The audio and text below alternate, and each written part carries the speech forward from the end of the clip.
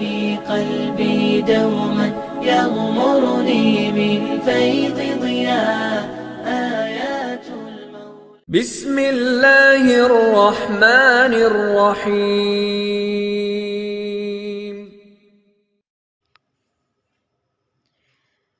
السلام علیکم ورحمۃ اللہ وبرکاتہ. نحمدہ ونصلی علی رسولہ الکریم، اما بعد، اعوذ باللہ من الشیطان الرجیم. بسم اللہ الرحمن الرحیم. رب اشرح لی صدری ویسر لی امری واحلل عقدۃ من لسانی یفقہوا قولی. رب زدنی علما. سورہ النساء آیت 26 سے آج کے لیسن کا ہم آغاز کریں گے. اللہ تبارک تعالیٰ فرماتے ہیں، اعوذ باللہ من الشیطان الرجیم. یرید اللہ، چاہتا ہے اللہ، لیبینہ، کہ وہ بیان کر دے، لکم، تمہارے لیے، ویہدیکم، اور ہدایت دے تمہیں، سنن الذین، طریقہ ان لوگوں کا، من قبلکم، جو تم سے پہلے ہیں، ویتوبہ، اور رجوع کرے، علیکم، تم پر، واللہ، اور اللہ، علیم، خوب جانے والا، حکیم، خوب حکمت والا ہے. اس سے قبل آیات میں اللہ تبارک تعالیٰ نے محرم رشتوں کے بارے میں تفصیلات بیان فرمائیں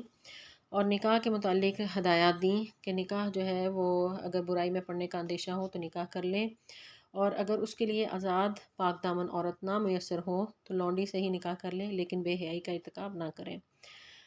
آگے ان احکامات کی حکمت بیان فرماتے ہوئے ان آیات میں بیان فرما رہے ہیں کہ اللہ یہ احکامات بیان کرتے ہوئے چاہتا ہے کہ تمہیں ہدایت دے دے اور تمہاری رہنمائی فرما دے، اور تمہیں کسی بھی قسم کا کوئی جو ہے ابہام نہ رہے، مکمل طور پر تمہاری جو ہے رہنمائی فرما دی جائے. اور یہ تمام جو طریقے بتائے گئے ہیں، یہ تم سے پہلے جو قومیں گزری ہیں، جو انبیاء گزرے ہیں، انہوں نے بھی اس کے متعلق اسی طرح کے احکامات دیے تھے. اور اللہ تعالیٰ یہ احکامات اسی لیے نازل فرما رہا ہے کہ تم کسی گناہ کا ارتکاب نہ کرو، ویتوبہ، اور اگر تم سے کوئی غلطی ہو جائے تو تم توبہ کرو، اور اللہ تعالیٰ بھی تمہاری طرف رجوع کرے گا اور تمہاری توبہ کو قبول کرے گا، اور اللہ تعالیٰ بہت جانے والا اور حکمت والا ہے. یعنی خواہشات کی اتباع کرتے ہوئے تم بدکار نہ ہو، بلکہ اپنی لمٹس میں رہتے ہوئے جو اللہ تعالیٰ نے تمہیں احکامات دیے ہیں اپنے محرم رشتوں کا خیال رکھو، اور اس کے علاوہ جن سے تمہیں نکاح کی اجازت ہے تو جو یعنی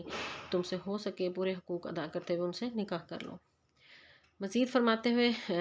اللہ تعالیٰ فرماتے ہیں کہ واللہ، اور اللہ، یرید، چاہتا ہے، ان یتوبہ، کہ رجوع کرے، علیکم، تمہاری طرف، ویرید، اور چاہتے ہیں، الذین، وہ لوگ جو یتبعون الشہوات، جو خواہشات کی پیروی کرتے ہیں، ان تمیلوا، کہ تم جھک جاؤ، میلا عظیما، بہت زیادہ جھک جانا. یعنی اللہ تعالیٰ تو چاہتا ہے کہ تمہیں فسق و فجور سے بچائے اور ایک پاکیزہ زندگی جو ہے وہ تم گزارو، اور اسی لیے تمہیں اتنی ڈیٹیل سے احکامات نازل فرما دیے کہ یہ تمہارے محرم رشتے ہیں، ان کے بارے میں کچھ غلط نہیں سوچنا. اور باقی جو ہیں جو شیاطین ہیں، جو شیطان کے پیروکار لوگ ہیں، وہ چاہتے ہیں کہ معاشرے میں بے حیائی پھیلے، اور اسی لیے بے حیائی کے لیے مختلف انہوں نے طریقہ کار اختیار کر رکھے ہیں، وہ میڈیا کے ذریعے ہو، وہ پرنٹ میڈیا کے ذریعے ہو، سوشل میڈیا کے ذریعے ہو. تو وہ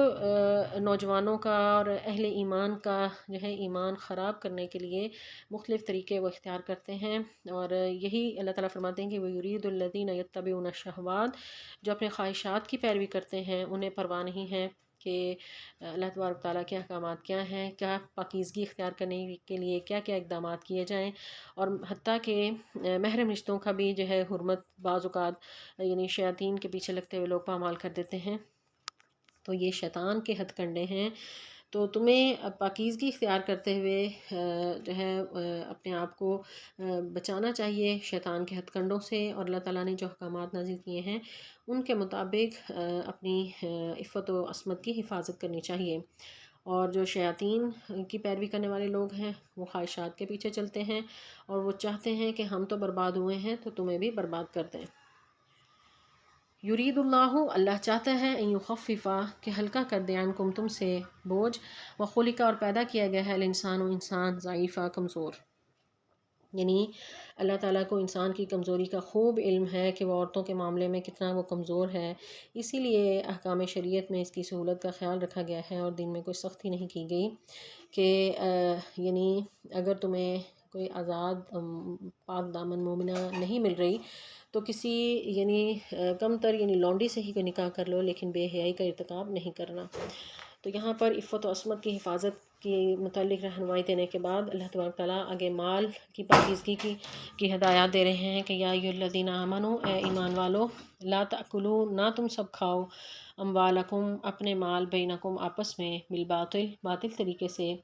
الا مگر، ان یہ کہ تکون ہو، تجارت، ان تراضٍ، باہم رضامندی سے، منکم، تم سے، ولا تقتلوا، اور نہ تم قتل کرو، انفسکم، اپنے آپ کو، ان اللہ، بے شک اللہ، کانا ہے، بکم، تم پر، رحیمہ، بہت مہربان۔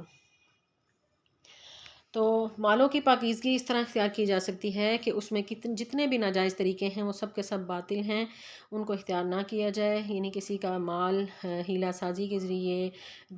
رشوت کے ذریعے، چوری یا ڈکیتی کے ذریعے، بے ایمانی کے ذریعے، یا زبردستی اسے چھین کے، کسی بھی طرح کسی کا مال جو ہے باطل طریقے سے اس کو ہڑپ نہ کیا جائے،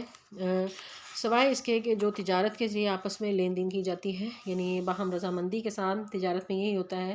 کہ جو چیز فروخت کر رہا ہے وہ بھی اپنی مرضی سے فروخت کر رہا ہوتا ہے، اور جو خرید رہا ہے وہ بھی فروخت کرنے والے کی مرضی کے پیسے ادا کر رہا ہوتا ہے۔ تو باہم رضامندی کی تجارت جو ہے یعنی اس کے ذریعے ایک دوسرے کا مال لیا جا سکتا ہے۔ اس کے علاوہ زبردستی کسی کے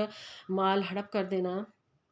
رشوت یا سود کے ذریعے، یا جوئے یا لاٹری کے ذریعے، کیونکہ اس میں کوئی رضامندی سے پیسہ نہیں دیتا، تو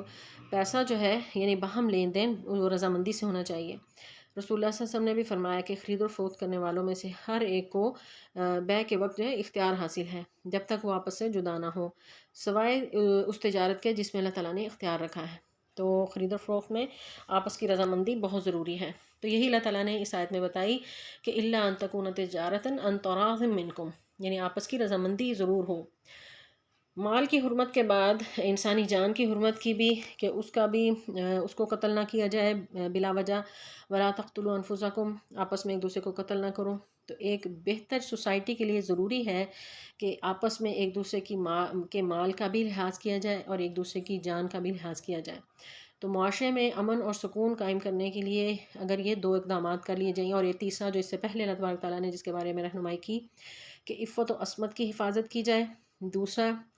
ایک دوسرے کے مال کا لحاظ کیا جائے اور کسی کا مال چھینا، جپٹی اور یا چوری، ڈکیتی، رشوت،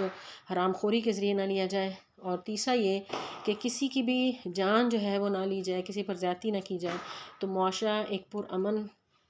معاشرہ جو ہے وہ تشکیل دیا جا سکتا ہے۔ اسی کی طرف اللہ تبارک تعالیٰ نے ان آیات میں رہنمائی فرمائی ہے۔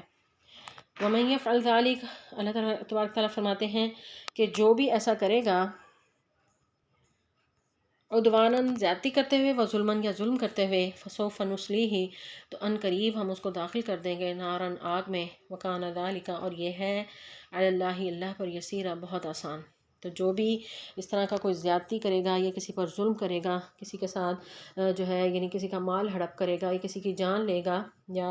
اپنی عفت و عصمت کی حفاظت نہیں کرے گا، بے حیائی کا کام کرے گا، تو اللہ تعالیٰ ایسے لوگوں کو سزا دینے میں بالکل دیر نہیں لگائیں گے، اور اللہ تعالیٰ یعنی آخرت کا عذاب یہ ہے کہ اس کو آگ میں داخل کیا جائے گا، اور دنیا میں بھی اللہ تعالیٰ ایسی قوموں کو جو ہے وہ سکون نہیں ایسے معاشروں میں ہوتا، اور بے چینی پیدا ہو جاتی ہے، اور جس معاشرے میں مال، جان اور عفت و عصمت کی تحفظ نہ ہو تو وہ تمام لوگ جو ہیں بے سکون ہو جاتے ہیں، تو دنیا میں بھی عذاب نازل ہو جاتا ہے، اور آخرت کا عذاب تو وہ لازمی ہے، فسوف نصلیہ نارا، تو ان قریب ہم ان کو آگ میں داخل کریں گے، اور یہ اللہ کے لیے کوئی بھی مشکل نہیں ہے، یہ اللہ پر بہت آسان ہے۔ آگے اللہ تعالیٰ فرماتے ہیں ان تجتنبوا، اگر تم اجتناب کرو گے، کبیرہ گناہوں سے، ما تنہون، جو تم سب منع کیے جاتے ہیں، عنہ سے، نکفر، ہم مٹا دیں گے، عنکم، تم سے، سیئاتکم، تمہارے گناہ، وندخلکم، اور تمہیں داخل کریں گے، مدخلا کریما، عزت کی جگہ پر۔ کبائر سے مراد وہ گناہ ہیں کہ جن کے بارے میں اللہ تبارک تعالیٰ نے قرآن پاک میں بیان فرمایا ہے، یا رسول اللہ صلی اللہ علیہ وسلم نے حدیث میں ان کے بارے میں وضاحت کی ہے کہ ان کے یہ گناہ کرنے پر دوزخ ہے، یا اس کی وعید ہو، یا پھر اللہ تعالیٰ نے ان پر غصے کا اظہار کیا ہو، جیسا کہ پچھلی آیت میں ہم نے پڑھا کہ جو لوگ بھی کسی کا مال لوٹیں گے یا پھر کسی کو قتل کریں گے، تو اللہ تبارک تعالیٰ نے فرمایا کہ وَمَن يَفْعَلْ ذَلِكَ عُدْوَانًا وَظُلْمًا فَسَوْفَ نُصْلِيهِ نَارًا، تو ہم ان کو آگ میں داخل کریں گے۔ تو ظاہر ہے کسی کا قتل کرنا، مال لوٹنا یا بے حیائی کا کام کرنا، تو یہ گناہ جو ہیں یہ کبائر میں سے ہیں۔ تو یہ کبیرہ گناہ جو ہیں یہ قرآن پاک میں یا بیان ہوئے ہوں یا حدیث میں ہوں، اور باقاعدہ ان کے بارے میں وعید ہو، اللہ کے غصے کا اظہار ہو۔ تو رسول اللہ صلی اللہ علیہ وسلم کی کئی احادیث ہیں جن میں آپ نے کبیرہ گناہوں کی طرف رہنمائی فرمائی کہ اللہ کے ساتھ شرک کرنا، کسی کو قتل کرنا، جوا یا شراب نوشی، پاک دامن عورتوں پر تہمت لگانا، میدان جنگ سے بھاگنا، تو یہ تمام گناہ جو ہیں ان کو کبیرہ گناہ قرار دیے۔ اس کے علاوہ بے شمار گناہ ہیں۔ علماء کہتے ہیں کہ یعنی 700 گناہ جو ہیں، 70 یا 700 گناہ جو ہیں ہو سکتے ہیں جو کبیرہ گناہ ہیں۔ تو اللہ تبارک تعالیٰ اس آیت میں فرماتے ہیں کہ اگر تم اجتناب کرو گے کبائر سے، یعنی ایسے گناہوں سے جن کے بارے میں کلیئر کٹ قرآن و حدیث میں بتایا گیا ہے، تو ہم تمہارے چھوٹے گناہ، سیئات یعنی چھوٹے گناہ، یعنی جو عام انسان سے جانے انجانے میں ہو جاتے ہیں، بھول چوک ہو جاتی ہیں، تو سیئات سے مراد وہ ہے۔ تو اللہ تبارک تعالیٰ ان گناہوں کو خود بخود ریموو کرتے جائیں گے۔ کبیرہ سے تم بچ جاؤ، سیئات کو وہ معاف کرتا جائے گا۔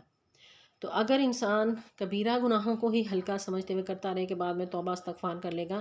تو عام اس کی غلطیاں تو وہ ویسے بھی اللہ تعالیٰ جو ہے ان پر بھی پکڑ کر لیں گے۔ تو اس لیے کبیرہ گناہوں سے وہ بچے، سیئات کو اللہ تبارک تعالیٰ معاف کر دیں گے۔ تو ندخلکم، ہم تمہیں داخل کر دیں گے، مدخلاً کریما،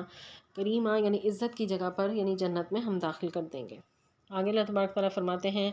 وَلَا تَتَمَنَّوْا، اور نہ تم تمنا کرو، مَا فَضَّلَ اللَّهُ بِهِ بَعْضُكُمْ عَلَىٰ بَعْضٍ، جو فضیلت دی اللہ نے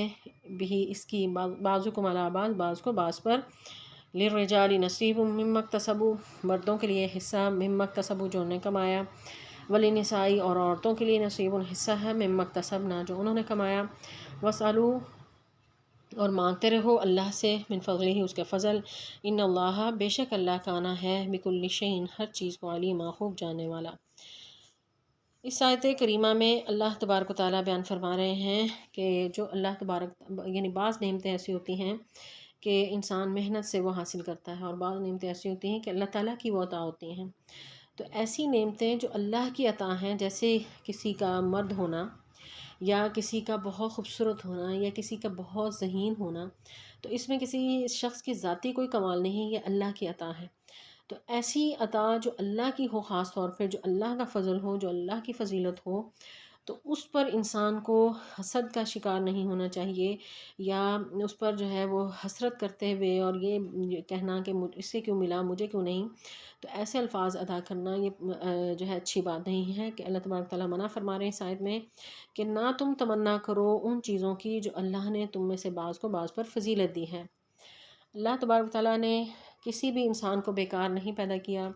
کسی شخص کو کوئی کوالٹی دی ہے تو دوسرے کو کوئی دوسری دی ہے، تو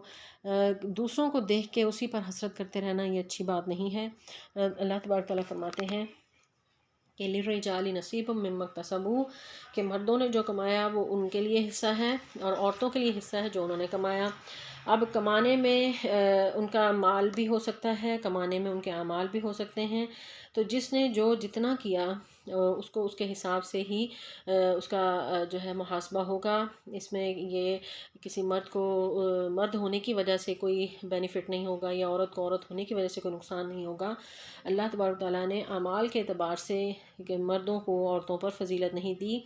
فضیلت دی ہے کس حوالے سے وہ آگے آیت آئے گی، ہم اس میں پڑھیں گے۔ تو یہاں پر اللہ تبارک تعالیٰ فرماتے ہیں کہ جو جس نے کمایا اس کے مطابق اس کو جو ہے اس کا بدلہ دیا جائے گا۔ اگر کوئی مرد نیکی میں آگے ہے تو اس کا اجر اس کو ظاہر ہے زیادہ ملے گا، اور عورت نیکی میں آگے بڑھ جاتی ہے تو اس کا اجر زیادہ ہوگا۔ تو اس میں یعنی اعمال کے اعتبار سے مرد اور عورت میں کوئی تفریق نہیں ہے۔ اور اگر تم چاہتے ہو فضل تو سوال اللہ سے کر سکتے ہو، حسد کا جو ہے شکار مت ہو کہ کسی کے لیے بد دعائیں کرنے لگو اور اس میں جلتے کڑتے رہو۔ اگر تمہیں بھی چاہیے جو نعمت اللہ نے کسی اور کو دی ہے تو تم اللہ سے سوال کرو، اور اللہ کے پاس ہر نعمت ہے، وہی اسی نے اس کو عطا کی ہے، وہ تمہیں بھی دے سکتا ہے۔ تو بجائے اس کے کہ حسد کا شکار ہوتے ہوئے کسی دوسرے کا جو ہے نقصان کا سوچو، تم اللہ سے اپنے فضل کو مانگو۔ ان اللہ کان بکل شیء علیما، اور اللہ ہر چیز کو خوب جاننے والا ہے، وہ جانتا ہے کہ وہ چیز جو تم مانگ رہے ہو وہ تمہارے لیے بہتر ہے یا نہیں۔ اگر تمہارے لیے بہتر ہوئی تو وہ عطا کرے گا، اور اگر اس کی رضا نہ ہوئی تو وہ چیز تم سے دور رکھے گا۔ آگے اللہ تبارک تعالیٰ فرماتے ہیں وَلِكُلٍّ اور ہر ایک کے لیے جعلنا ہم نے بنا دیے موالیہ وارث مما اس میں سے ترک الوالدان جو چھوڑ جائیں والدین والاقربون اور قریبی رشتہ دار والذین اور وہ لوگ عقدت عہد کیا ایمانکم تمہاری قسموں نے فآتوہم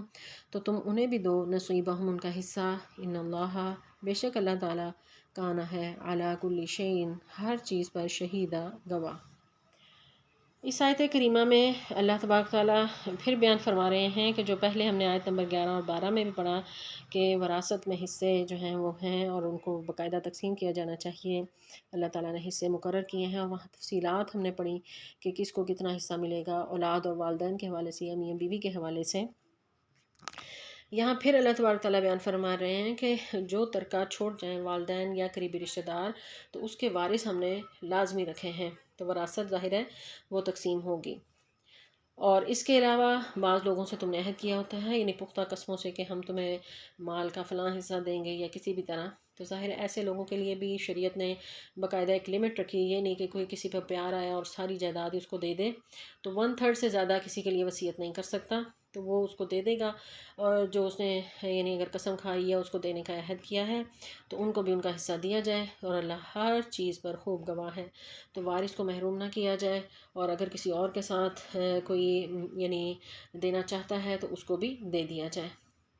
اللہ تعالیٰ سے دعا ہے کہ اللہ تعالیٰ ہمیں قرآن پاک کا صحیح فہم عطا فرمائے اور اس پر عمل کرنے کی توفیق عطا فرمائے۔ السلام علیکم ورحمۃ اللہ وبرکاتہ۔